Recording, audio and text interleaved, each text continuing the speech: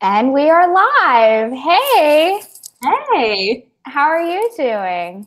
I'm good. How are you? I'm doing well. So, we're just going to do a quick intro to Strive with Me and a little bit about Let's Discuss, and then we'll wait for a few of our viewers to be on. I'm just going to make sure everyone got the link, and we are live. Check, join. I probably look really stupid typing this. Join the Let's Discuss live discussion.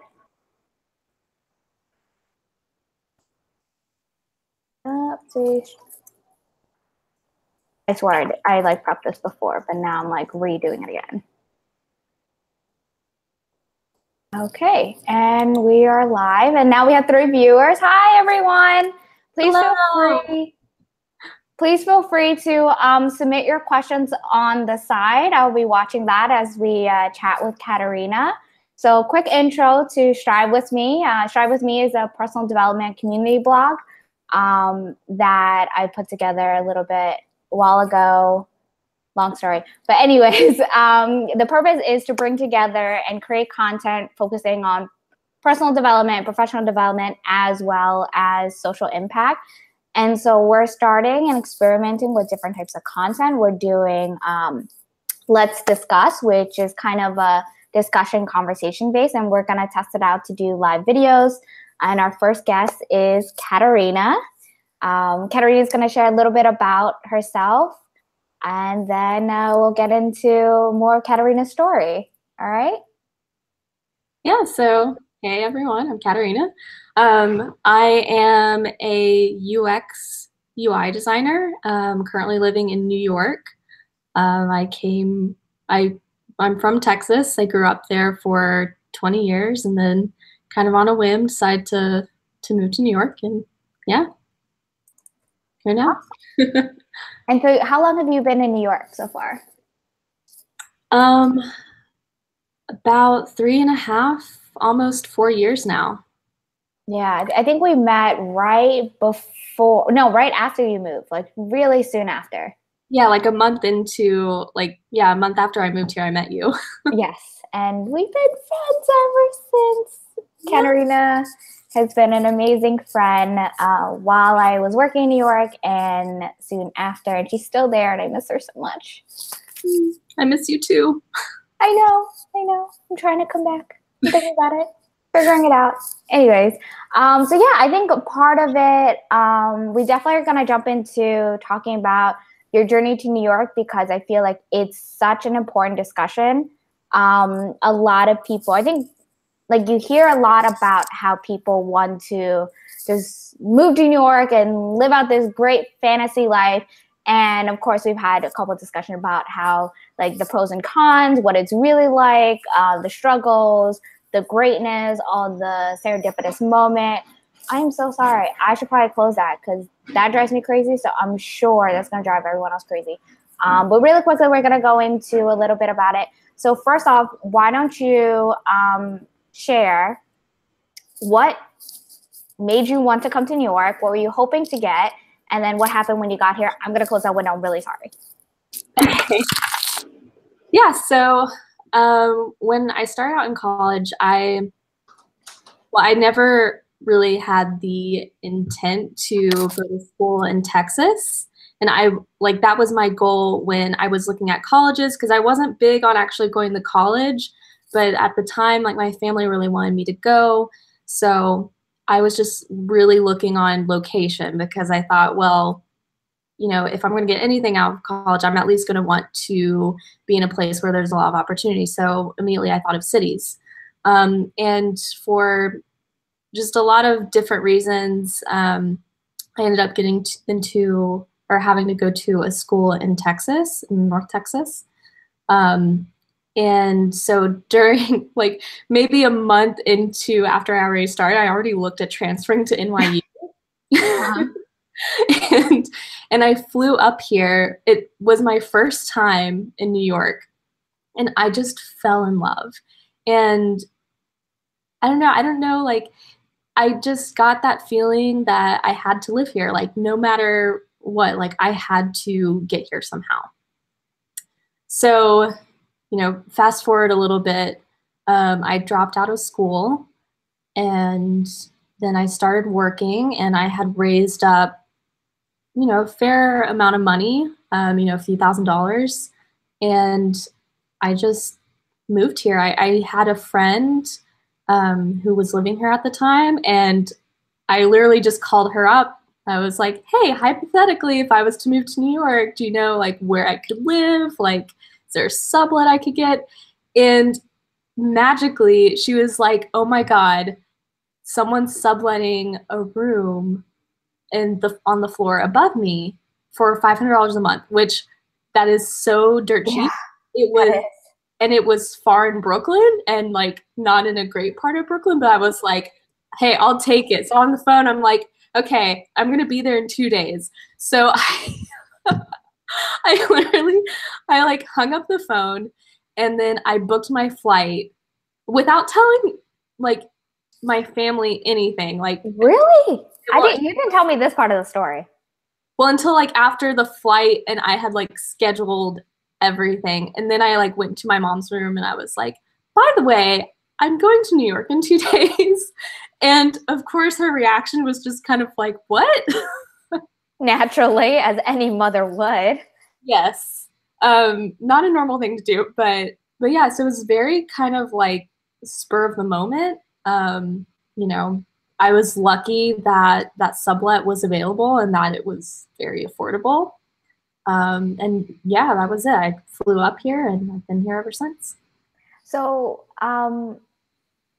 what about New York that really made you fall in love with it? Because I feel like everyone experienced New York differently. What was that for you?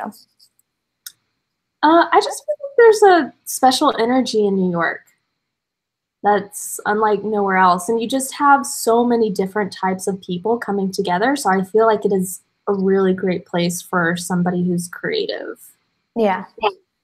Yeah, I definitely agree. I feel like that's probably one of my favorite things about New York is how diverse, and whether it's culture, perspectives, ideas, industries. It's like you can almost get a little bit of anything there, and you can see it in the culture. You can see it in the restaurants. You can see it in the businesses. You can see how it attracts so many people, especially creatives, because I feel like it really is a city of dreams. And like any American movie, like when you talk to people outside of America, you hear a lot of, oh my gosh, like I want to move to New York. It must look like Breakfast in Tiffany's and all these like infamous like New York movies. So I'm curious to see like what specifically you loved about it that made you book the flight, because that's a really brave move. Because how old were you when you booked this flight? 20. You were 20 years old. Yeah. And so that's a very courageous move. Like I think that's very rare for someone, especially at that age, to say, you know what, I'm just gonna do it. Let's go. Yeah, I think I just had this gut feeling. I don't know. Have you ever gotten that feeling like in the pit of your stomach that just says that you have to do something? Yeah, I have. Yeah, so that's what I felt. So like I don't know, I have all these people that tell me, "Oh, that's so courageous, that's so brave." But in that moment, everything just felt right. Like it felt like the best decision for me. And at that time, like I didn't have anything holding me back or holding me back to Texas. Mm-hmm. Like there was no reason for me to be there. And like growing up there, like I felt like I never fit in. So it's like, why not? You know? So when you first came to New York, what was that experience like for you? And how's it changed since then? I went to a lot of events and I think it was hard to kind of get settled. But I don't know, when I first moved here, even though it was hard, I just had all this energy and like I don't know, I was just ready to take any and every opportunity. So I was going to events every single day just to meet people and also to try to get a job because I had no job up here. And as everyone probably knows, like you need to make money to survive in this city. Of course, of course. So yeah, it was really just hustling, and now things are a little bit more relaxed. Like I've kind of settled. I have more of a career in place compared to when I first got here, where it was kind of just like taking anything and everything. Yeah. Okay. And so how has New York, I guess, treated you in a sense? Because I do feel like when people come to New York, it's in a world of its own. It's a lot of hustle, and a lot of people love it, and they never want like to live. They can't imagine ever living anywhere else. And then a lot of people are like, "Oh my God, like it wiped me out," because my experience was kind of the latter, or the former, the latter. Sorry. Yeah.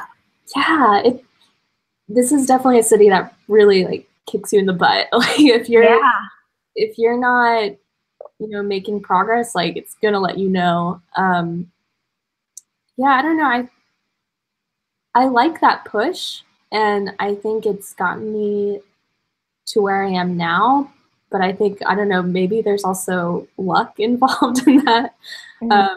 I think the people that kind of get beaten down are the ones that don't have like any sort of quick wins, like or like any sort, or they're just not seeing like any sort of progress. And like sometimes that type of I guess treatment is not it. Yeah, it like can take a hold on like some people, and it's just too much.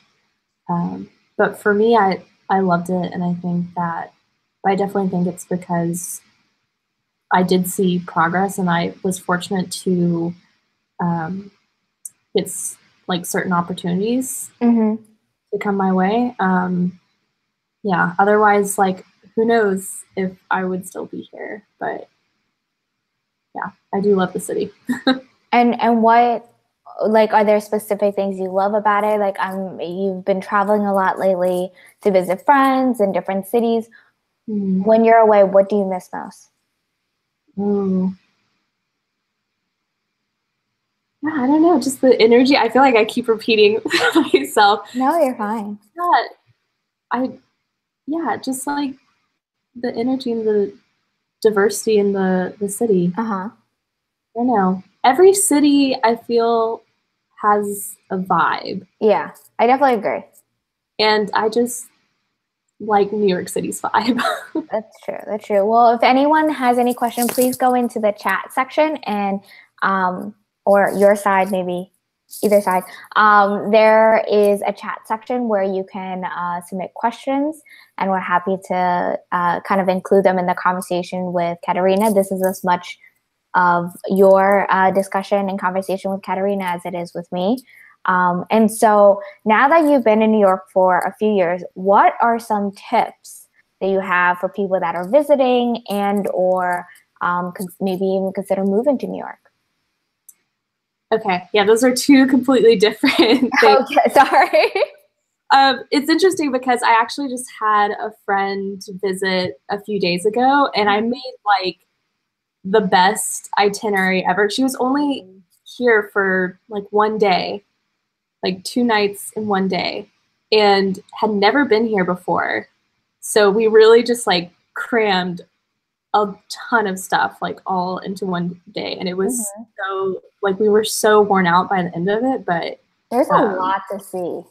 There's yes. a lot to see, and people who lived there for years still haven't explored every restaurant or every like kind of like there's so much outside of the tourist area, so that when you like, for me, I love when I visit cities, I love going to like where the locals go and all the holes in the walls and hidden nooks and crannies and hidden gems. So I'm curious of where do you like to take people when they visit?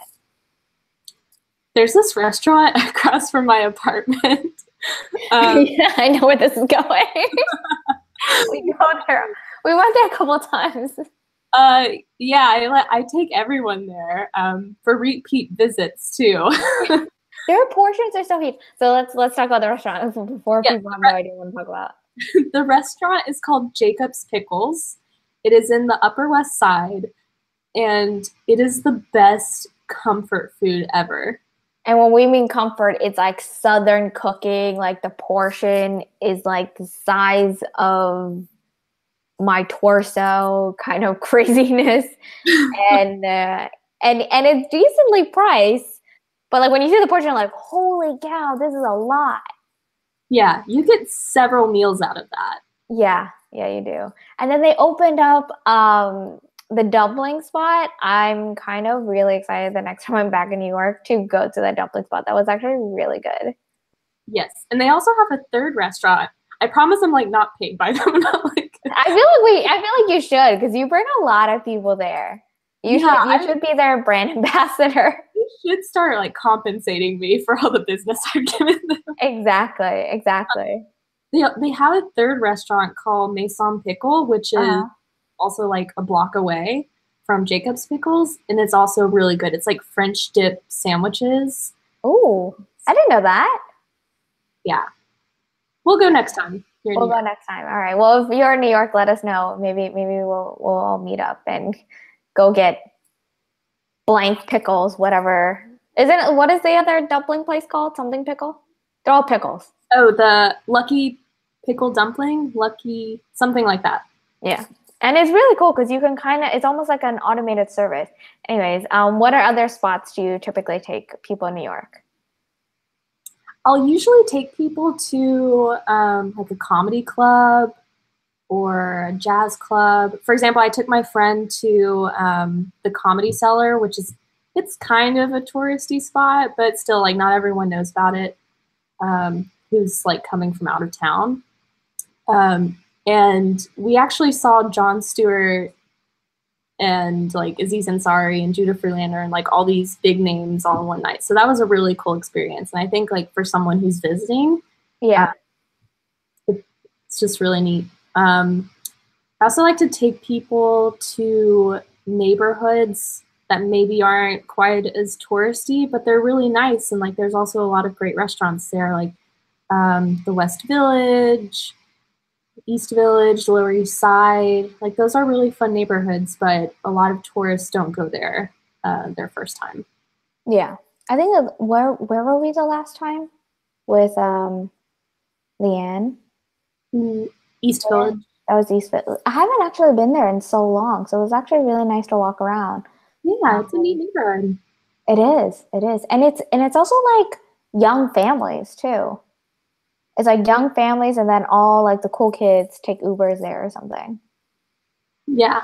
I don't know. I feel like it's young people. There's a lot of young people in East Village. Yeah. Yeah. Okay, so now we talk about all the things you do like New York and a few places you recommend. Oh, by the way, if you ever want a brunch place, anyone watching, go to Alice's Teacup. It's amazing. Has the like amazing tea selection, really good brunches, and really good breakfast. That's like my go-to like recommendation for daytime food.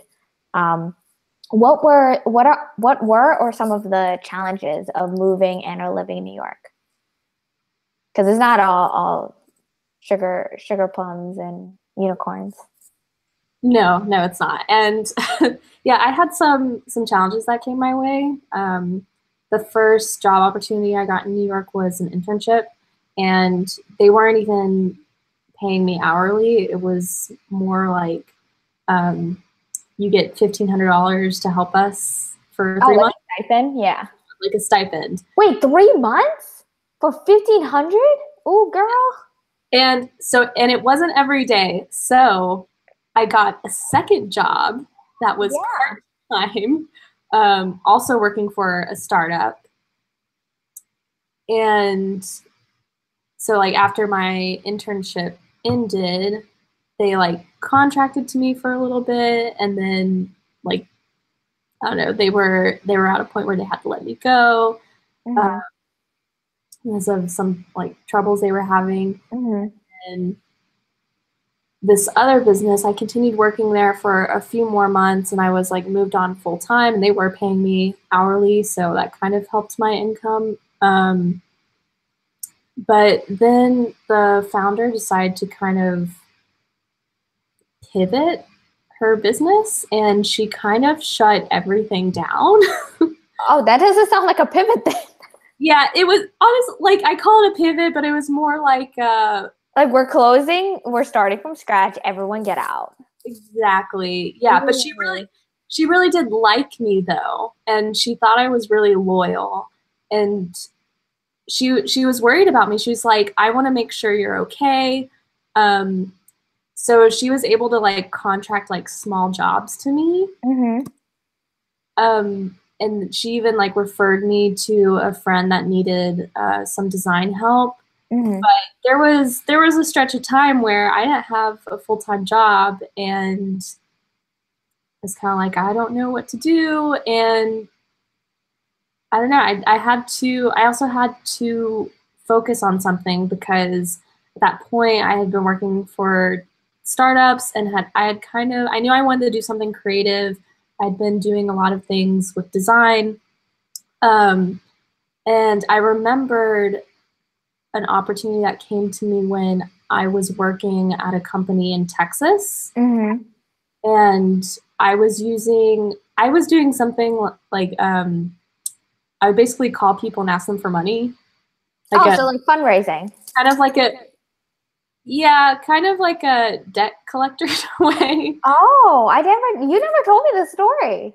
Not debt collector. It was a trucking factoring company, and basically what that means is the company like would work with truck drivers or people who owned truck driving businesses, and we would handle all their accounting. So we would call their clients and collect the money. Yeah. It wasn't really debt collecting, but it was like a similar. Yeah, it was like accounts payable.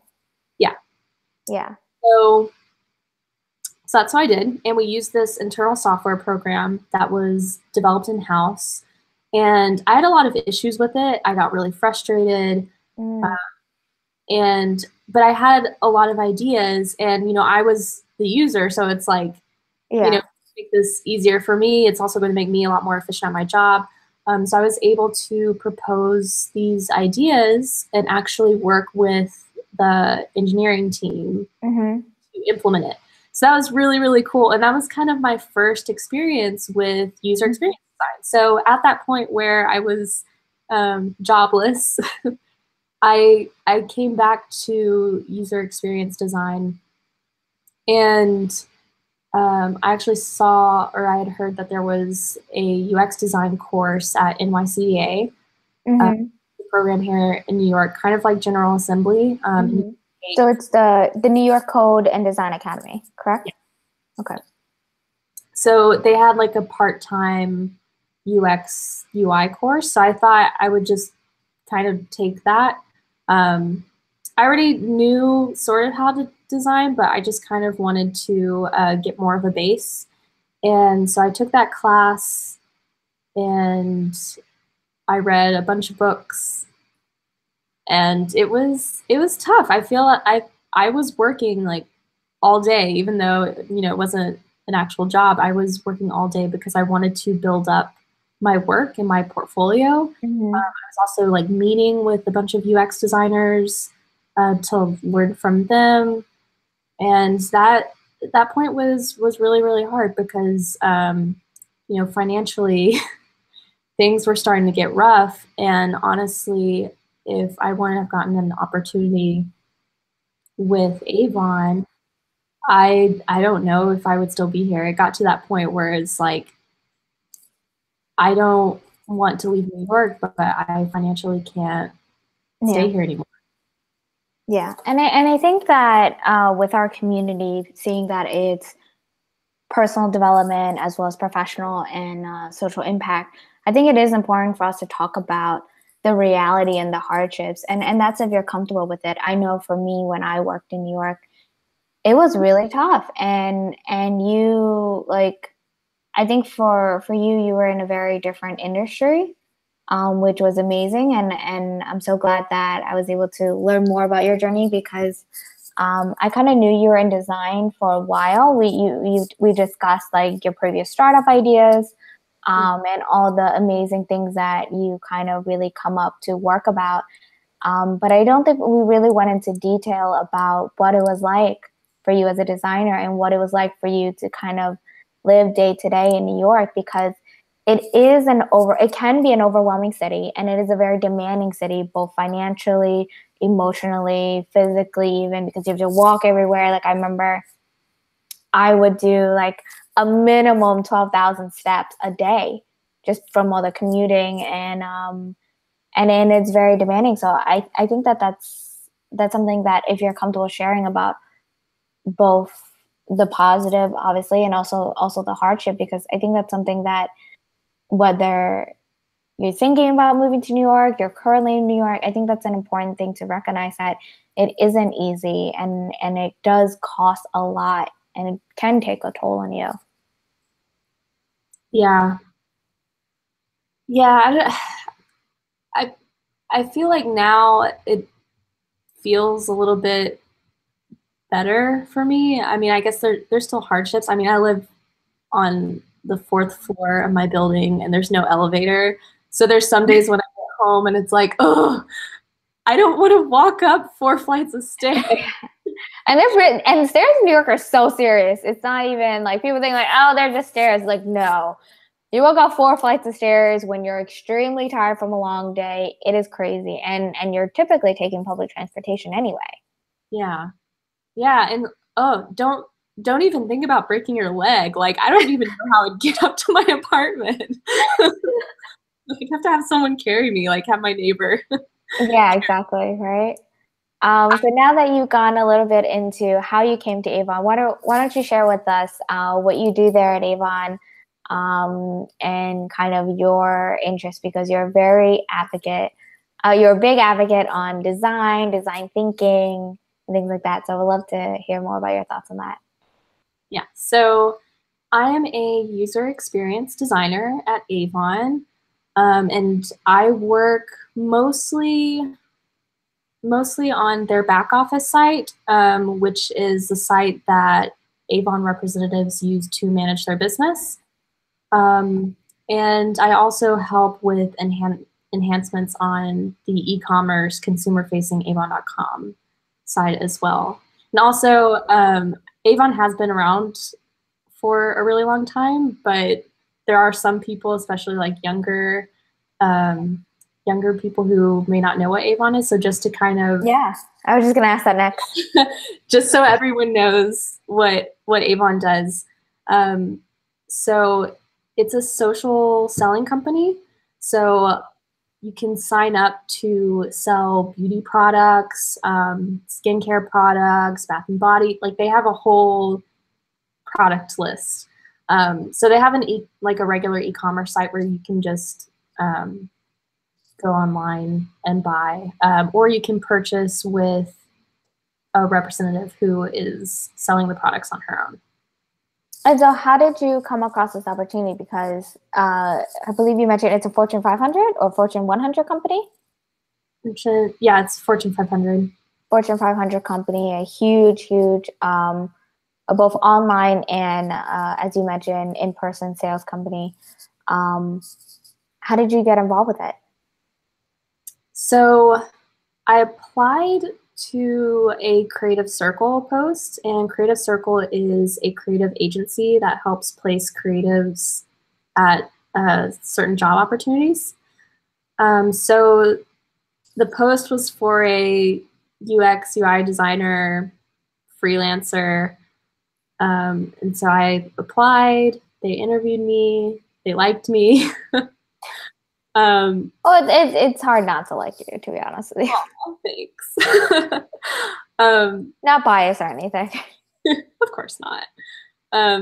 Yes, I started out freelancing there actually, and within 2 weeks, they came to me and asked if I would work there full time, which I felt like was also a really great opportunity. All right. And so before we go into your design thinking philosophy, what are some tips that you would have for designers or people that are interested in design and people that are looking to get into design? Well, I think it really depends on the type of design that you're in. I mean, I can speak more for user experience designers. Um, I would just build your portfolio, and like also right now things are really competitive in this field. Yeah. Very competitive. I think there's a lot of different things you can do to kind of like separate yourself from the rest. I mean, I think learning how to code is also a really great benefit. I mean, if you're a designer that can actually code and ship something on your own, Mm-hmm. that says a lot about your skills. And also, of course, like the experience of the actual product needs to be great. Mm-hmm. But that's also really great for when you're working with developers, because that means that you can actually speak their language. Yeah. Because I know that's a major challenge for a lot of designers. So being able to have a good relationship with your developer is great. Yeah. Speaking of which, one of our viewers asked a question: how do you work with a development team or marketing team, whether it's in your role or kind of tips in general? Uh, So we got that question is from Alessandro Ramos. Ramos. I'm probably pronouncing that wrong. Ramos. Ramos. That's probably like the very butchered. I'm so sorry, Alessandro. um, yeah, have patience. Yeah. um, I think I you think need that's with any working with any team that doesn't understand what you're doing. definitely. So with user experience design, you have the research, you have the reasoning and logic behind your decision. Yeah. So whenever you're speaking to people, you have to, especially like marketing teams or whatever team is like working with you to maybe to implement something or enhance something on a piece of software. Um, you have to understand that they don't have that research and logic behind them, or you know they haven't seen that. So you really need to carefully explain it and also explain things from the user's point of view. It's super important. Like that's who you're designing for. If someone is ever saying like, "Oh, well, I wouldn't do that," kind of just talk them through and say, "Well, I mean, you don't want to come right out and say, "Well, you're not the user." Mm-hmm. But you need to make sure everyone understands that the user is who needs to have the best experience, who needs to be able to understand and use the product. And then when it comes to developers, I mean, going back to it, it really helps to know how to code, or at the very least, just understand the basics, Mm-hmm. because a lot of times, like developers, they really speak their own language. And when you can come in and like really explain things to them Mm-hmm. in a way that they understand, you're going to have a much better relationship with them. Yeah, I think that's important. Really focusing on communication and trying to showcase, like I guess your logic and strategy behind it. Is that correct? Yeah, definitely. Awesome. And so, another question from Alessandro: how would you explain the term UX to a friend? Yeah, I love this question. I still remember my brother is also a user experience designer, and I remember him telling me that he went to this party and was trying to explain what he did. Mm-hmm. And this girl responded, "Oh, so you make things look pretty?" It's spoken from a non-techie, yeah. Just make things look pretty because it's so easy. And And like that's kind of the thought that, oh, designers make things look good, but it Yeah. goes far deeper than that. And even though we're not the ones, coding or actually like building these things, there's a lot of thought going into how things are going to work. Mm. So user experience design is the process of learning your users, understanding them, being able to empathize with them so you really understand their challenges. And it's also, ideating and just working towards creating the best experience for them. Mm-hmm. Um, so, I mean, I work on a website that includes a lot more than just putting a user interface together. It also includes like what are the flows going to look like? Like how do they get from point A to point B? How is information organized? There's a lot that goes into Mm-hmm. UX design. It also includes testing, prototyping. There's a reason that there's a lot of specialties within that field. Like UX is such a broad term, Mm-hmm. and it really includes a lot of different moving parts. Interesting. And I definitely feel like it's an area that I think unless you're in the creative field or unless you're in the development side of things even, it's often very underappreciated. And I see that whether I'm working with designers and or people that are asking for websites and things like that, because I work with a lot of startups. Um, I don't feel like they understand all the work and experience and strategies and thought, really like deep empathizing thoughts of like who are the users, what are you trying to do, what's the business strategy, what's the marketing strategy, and how it all incorporates them together. Yeah, definitely. Yeah. Yeah. And so I know you're very passionate about design thinking. And you're looking to share a little bit how to incorporate design thinking into everyday life. So, what do you think about design thinking? Design is life. Yeah, so I mean, just to kind of give a quick overview of what design thinking is, it is the process of researching, learning, empathizing, just to, it's the process used for UX design. Um, and then after that research phase and learning phase, you want to ideate, create a bunch of different ideas, and then you actually want to take some of those, the best ideas, prototype them, test them, and repeat the process until you get to where you want to be, or your MVP, minimum viable product. Yeah. So I've been thinking a lot about this lately. Like I really think the design thinking process can be applied to everything. Mm-hmm. And I started to think about my own life because I was at a point where I was starting to feel a little stuck. And Mm-hmm. I looked at like all the crazy projects I had created in the past, and it's like I just tried things, and I just I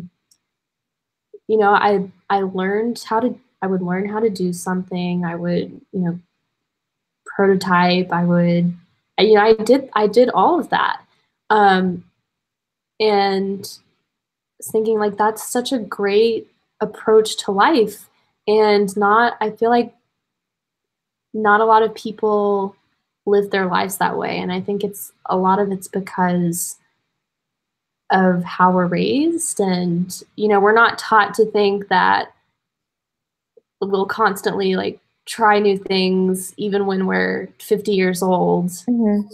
I feel like we grew up thinking our design phase is just supposed to be until we turn 18 or 20 something, and then from there we're just supposed to have like this lifelong career. Yeah.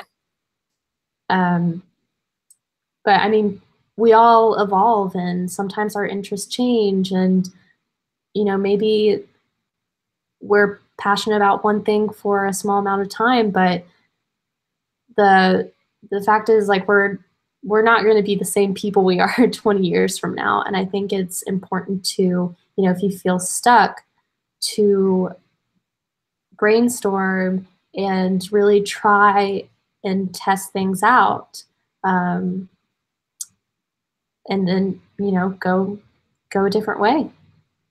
And so for those who are, I guess, looking to apply design thinking into their everyday lives, what would be some like first steps that they can do? Like, is it they YouTube what design thinking is, they read a lot of books, like how, like what are some, first off, I guess I should start with, what are some examples of how design thinking can be applied to everyday life, and like what kind of solutions or problems have they solved?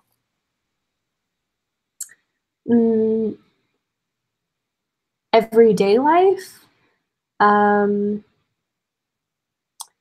I've been thinking more about maybe not necessarily everyday life, but really kind of finding out which direction you want to take in life. Can you elaborate more on that? Yeah, so let's say, I don't know, you just started this new job, but maybe you realize, hey, this isn't something that I really want to be doing. And then at that point, that's when I would say try design thinking, because it would allow you to kind of think about all your different interests, like write down a list of all your different interests, pick a few of them, and then from there, think of like the different steps you can take, try researching more about those different fields, and then just, research little things you can do to try to slowly get into that field. And then if you like it, then you keep going. And then if you realize it's not for you, then you just go through the process again, try something else. So it's really about being open to kind of this trial, like this test and iterating method. Okay.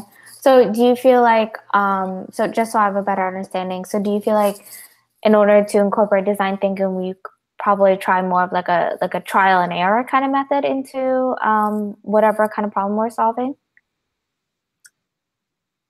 It really is kind of like a trial and error. Mm-hmm. You're testing a bunch of things, but if you feel like something didn't work out, like there's still something you can take away from that. Like you still learn something. So it's really about just testing and trying. Okay. And so I have here a quote about design thinking that I think will be interesting. So it is, design thinking also has a different approach to failure. In design, if a prototype fails, you gather feedback so you can come back with a better prototype. You just iterate. And so I think that's interesting because I feel like in personal development, it's very easy for us to fail at something. And it's weird. Well, not weirder, but it's harder in creative types because it's so creative fields because it's so personal.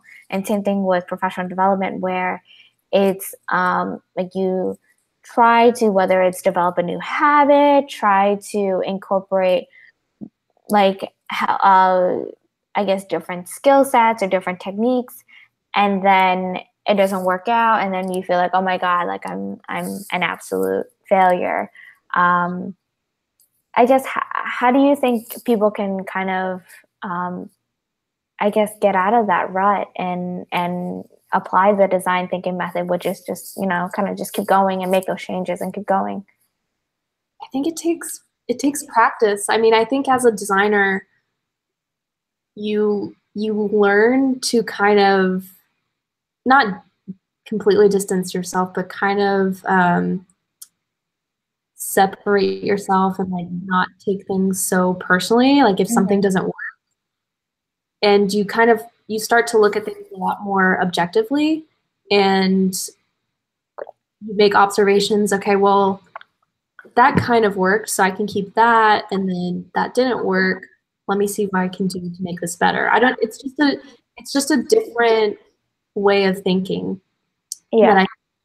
that I think just needs to be practiced. Like it's really hard at first, really Mm-hmm. hard. I remember like first testing out something that I made. I kind of had this idea that something would work, Yeah. and it definitely did not. um, and it hurts because like I made that, but you have to realize that it's okay. Like this is just part of the process. Yeah. It doesn't mean you're done. It doesn't mean like, oh, there's not going to be a product now. Yeah. It that you're like you're one step closer. Now you know that doesn't work. Like, let's see what else we can try here. Very nice. Very nice.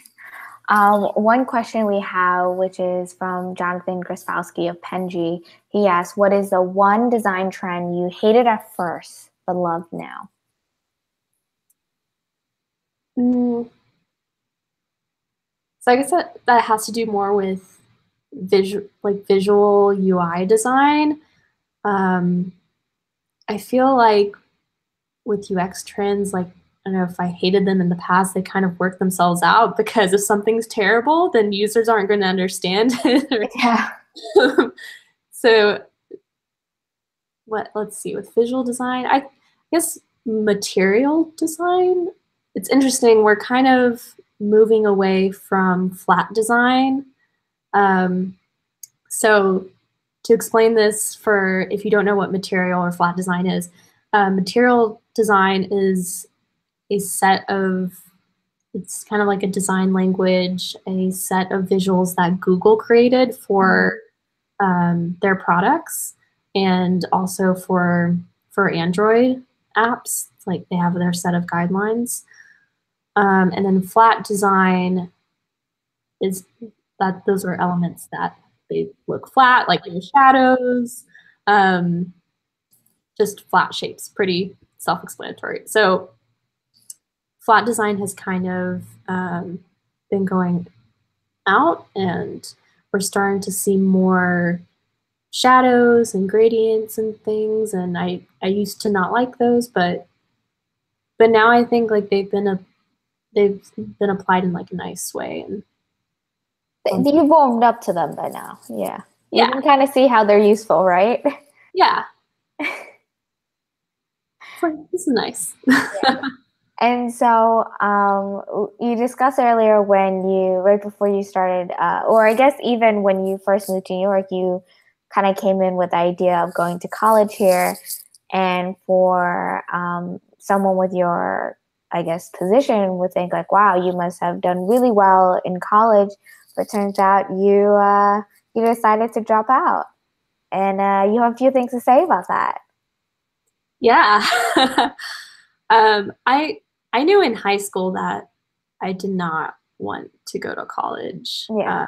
And I even gave a TEDx talk on project-based learning because I started becoming interested in these different ways of learning because I felt like I was more of a kinesthetic learner. Like I would just teach myself things. Like I used to go off and, I'd say, I want to learn how to sew, and I would teach myself how to sew. I wouldn't take a class on it. I just felt like I learned better by finding the information myself. Yeah. And learning that way. And so there is a method called project-based learning that applies this way, like this more kinesthetic style. But I mean, my family really wanted me to go, and so I was like, I'll at least try it. I can't say I hate it until I've gone. That's fair. And I think that's very fair when you feel like you're going into something you don't like. Yeah. It's always good to try. Yeah. Try and test. Try everything once. Yes. Try everything once and let us know. Please don't do anything crazy. Please don't do anything crazy. We're not advocating for like drugs or adrenaline rush things or just but I think many things in life that you're kind of curious about, just give it a try and face your fears, don't jump out of a plane. I'm not advocating that either. I'm so sorry. Please continue.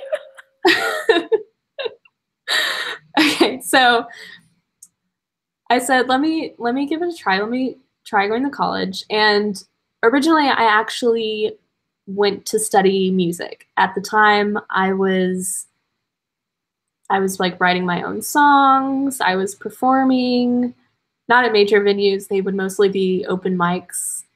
But yeah, I just loved music. And so I went to the University of North Texas. And they actually do have a really, really good music program. But because, I don't know, I applied there a little late to audition for their music program. So I was put in like this pre-music program, pre-music major. So I could only take like one music class. Anyways, yeah, I tried it. I wasn't crazy about it, and I love to learn. And like there's this one scenario that I always remember. I remember being given my classes, and I was forced to take a class. I don't remember what it was called, but it was like the whole class was just learning about different careers. And it was basically a class they provided pre-music majors because they didn't think that most of them would get into the College of Music because it was so competitive. Wow. And, that's fine, but I didn't want to take that class. It's like, if I want to learn about other careers, like, I don't know, I had a problem with the college, which I was paying for, dictating the courses I could take. And I wanted to take different courses like filming, and I'm sure they have like a reason because, maybe too many people would want to take film classes. But I just remember being really upset. It's like, technically they're my client, and yet they're dictating what classes I can take. And it just made me really frustrated that I wasn't in control of what I was learning. And so I actually went to a program called Uncollege, and it was just like a weekend trip that I took in between my first semester and second semester of freshman year in college. So Uncollege, if you don't know about it, it was actually founded by one of the Teal Fellows, the Peter Thiel Fellows. Peter Thiel, of course, was like one of the founders of PayPal, and he started something called the Peter Thiel Fellowship 20 under 20. Yeah, where he would pay people $100,000 not to go to college. So one of the guys from the fellowship started something called Uncollege, and it started out in just like these weekend workshops in San Francisco. And so I applied, and I was accepted, and I got to go. And there were other people my age there, other 18, 19-year-olds, some even younger, that some were in college, but a lot of them weren't. And they were just doing what they love. And some of them had businesses, some of them were writers. And I finally felt like I belonged somewhere. I finally felt a connection that I felt I had been missing for a while. I mean, I was not meeting a lot of people that I connected well with at college. And so to go on this weekend trip and just feel like I belong somewhere, it felt really, really great. And so after that, I finished up my freshman year, and then I ended up dropping out in the middle of my sophomore year. I didn't have a plan per se. I was working on a a business idea to redesign nursing uniforms. But other than that, like no job, nothing. So at the time, I just moved in to my mom's house to work on this nursing uniform idea. And then I got a job as well to bring in some income so I could save money and go my own way. And so, since you dropped out, what was your experience like that? Because I feel like we're in a place where everyone is expected to have a degree, and now like startup companies are kind of overlooking that degree because not everyone needs it.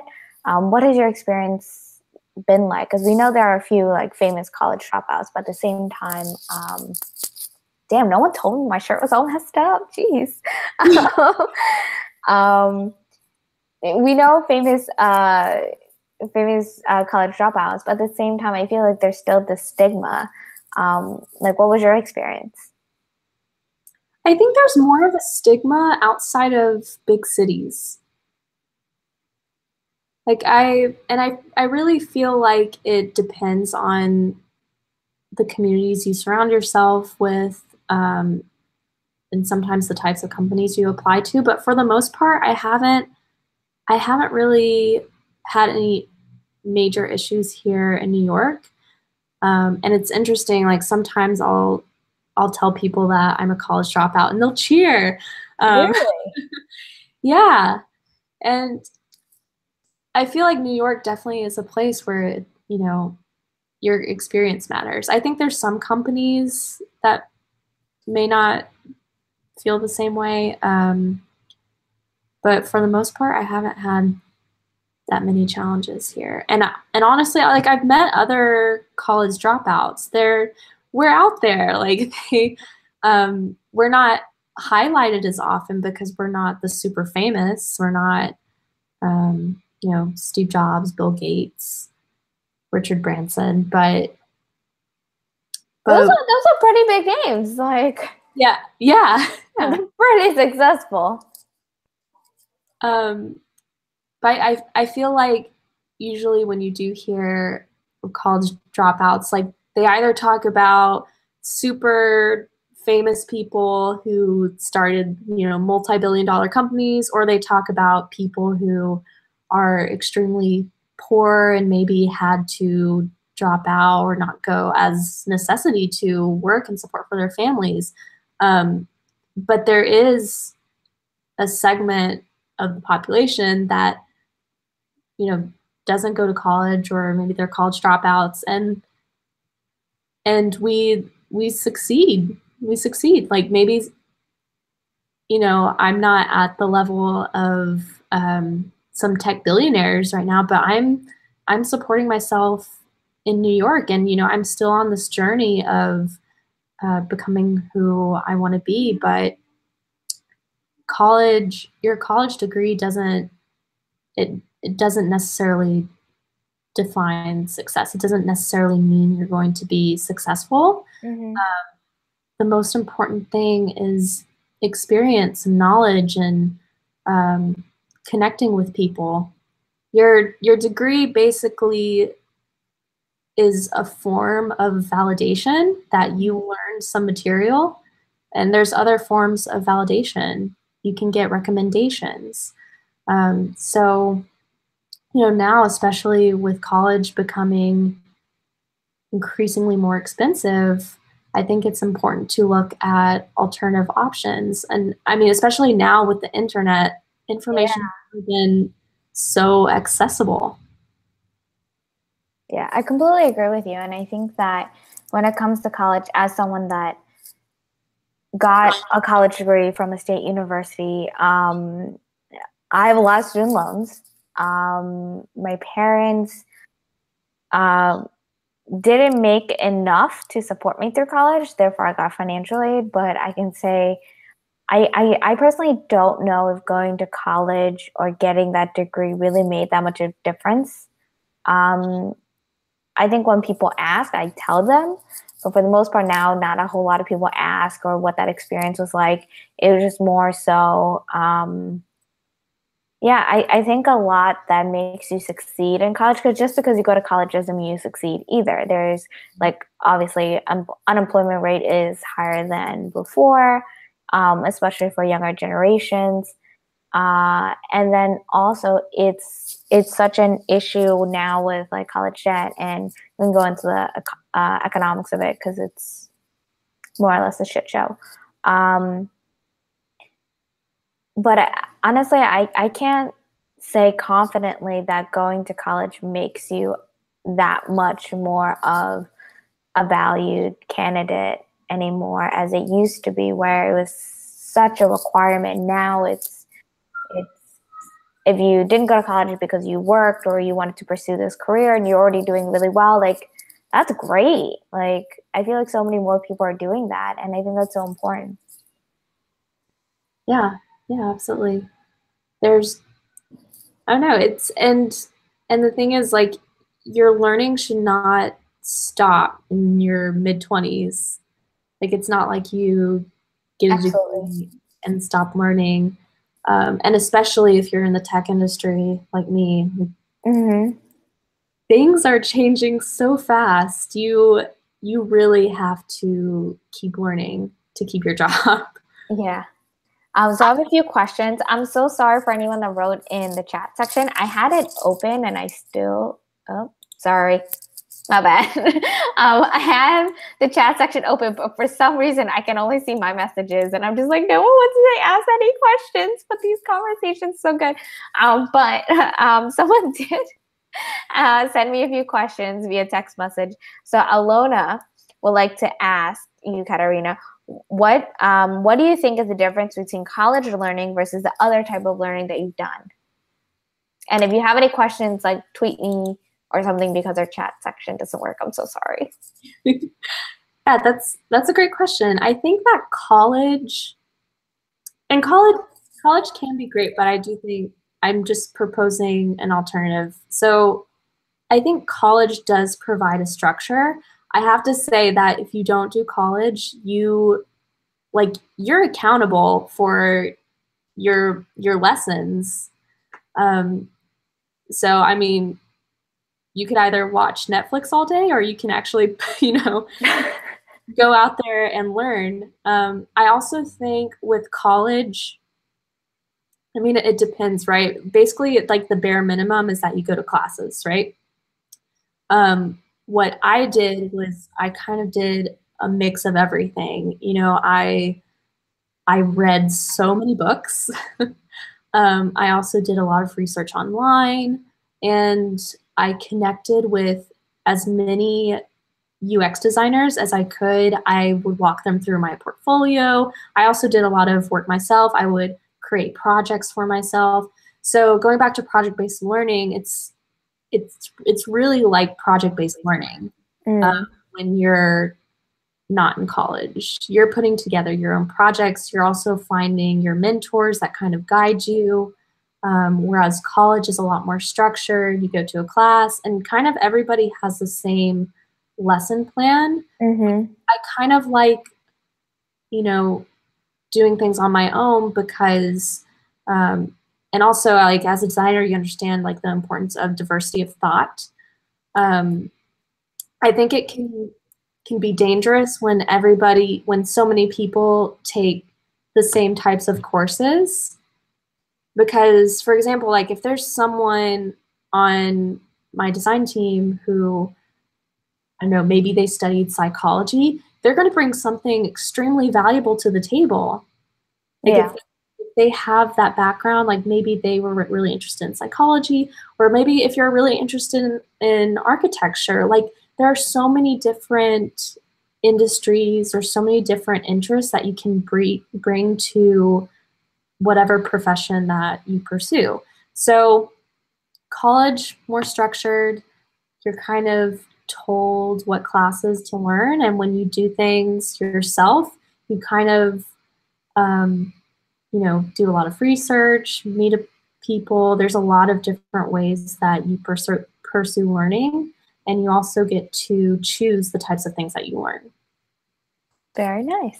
And Alona also has another question. Do you have any advice for someone that wants to learn UX UI design without having to go to college? Any specific program you mention you would recommend, even in uncollege? Right? Uncollege is what it's called? Yes. Okay. So I don't think they're doing, I'm not sure if Uncollege is doing those weekly or the weekend programs anymore. I think they may have a yearly program, but it costs a little bit more. So it's like going to college. Yeah, but sort of. I mean, I really liked the weekend event that I went to, and it was really cheap, and it's I don't know. I mean, check it out. Check out Uncollege. I'm just saying, I don't think it's as cheap anymore, but it is a different experience. So if you do have the money, check it out.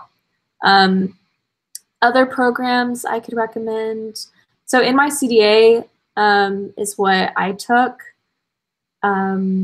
It's a lot cheaper than General Assembly, and also there's kind of, I'll warn people about General Assembly. Like there's now like a bunch of companies catching on that all these people are just being churned out through General Assembly. So it kind of has like a negative stigma to it. So don't go to General Assembly. So I would say just try doing a lot of personal projects. You're going to get hired a lot more easily if you have a live project. So a good thing to do would be you could reach out to companies, maybe offer some free work. There's also a bunch of sites like, I think one's called Taproot, and you basically do pro bono work for nonprofit organizations. That's a really good one. There's also a course called BeginX. I think it may just be here in New York. And that program, I think it's $1,000, but you usually get like a live project by the end of it. So it's really valuable because that's what's going to get you hired. If you have a live project in your UX UI portfolio, then you're good. And I would also recommend for your first UX UI job, have at least 3 solid projects. I would also read a lot of UX UI books. Also, I want to kind of clarify, like the job description UX UI, sometimes it kind of bugs me, but I kind of understand why they do it. UI is part of user experience design, but sometimes, I guess like for UX jobs, I don't know, there are some companies that maybe they don't have an interface for you to design. Like maybe you're doing the UX for Bluetooth or something. But I just want to make that clear distinction. It's like, I didn't know that. But if it's just user interface designer, it is like focusing just on the interface. But there's still like a lot of things that go into that, and it's still really important. I could probably like recommend a few books as well. Please do. Or we could also include it in the description box of this as well. And I'll try with me. I think that would be best. Yeah, I'll send you a list of. All right, sounds good.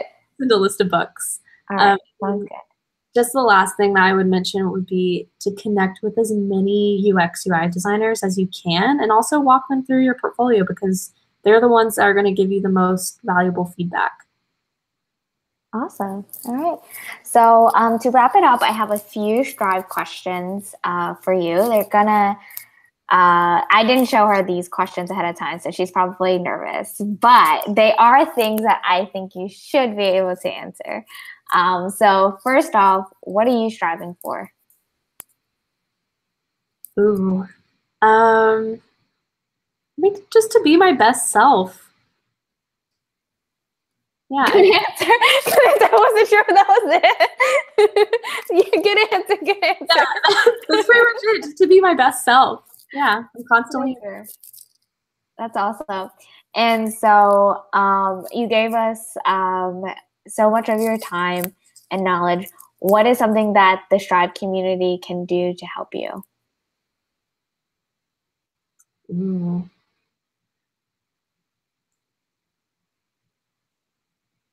I don't know. I was going to say if anybody needs design help, but then technically that's me helping them, right? um, I mean, for referrals, because I know you do freelance as well. yeah, referrals. If anybody knows anyone that has like a contract project, like I can help with that. All right. And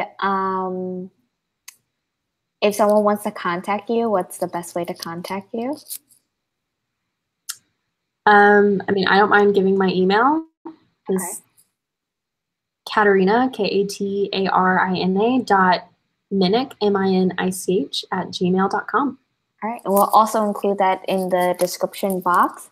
And Or then, hit me up on Instagram too, and which what's your is Instagram? @KatAnnMini. That's spelled KATANMINI. Okay. So we'll also add that into the description box. And last question. So for Strive, we're trying something new where we want to make sure that as we're creating content, we want to make sure that people are able to walk away with something, whether it's first steps, like how they like really think about this and can apply to their everyday life. So what are some suggestions or things that you think the viewer should try after this, whether it's go into a website and like poke around and see if it's actually user friendly, or any takeaways, challenges, or fun action items you would suggest for our community? Yes. So there's a site. Okay, so there's a company called Frog Design. They're a design studio. They've worked with a bunch of companies like Apple, and they're great. And so they have their own design thinking worksheets and kind of it's like a booklet and kind of guides you through the process. And you can just download it for free off of their site. If you just like Google Frog Design, design thinking. We'll include this in the description box as well. Yeah, so like you can download that if you want to learn more about design thinking. Also, in terms of applying it to your life, like I would just start, brainstorming, like first making a list of everything you're interested in. Or even just starting with like what's the core problem, is it your career, is it your love life, like whatever your problem is, you start with that and then brainstorm and then select 3 of those ideas and then kind of go a little bit deeper, just to start. Awesome. Awesome. Well, thank you so much, Katarina, for joining our first ever Let's Discuss. Of course, for Strive, we strive to always improve. And so please leave your feedback and comments below. If it's about how I can do it, please leave it downstairs. If it's anything about Katarina, feel free to, if you're more comfortable, private message me, because we're always looking to learn how to improve these processes and create more interesting content. Also, if you guys have any ideas of who I should talk to or who we should talk to, what kind of topics you're interested in learning about and having discussions about. And also, if you have any other questions for Katarina, I'll nudge her to answer them for you. So please feel free to leave feedback, comments, love, suggestions, and share this video, and let's keep the discussion going. All right, so have a good night, everyone. Thank you so much again, Katarina. Yeah, of course. Thanks for having me. All right, bye-bye. Bye.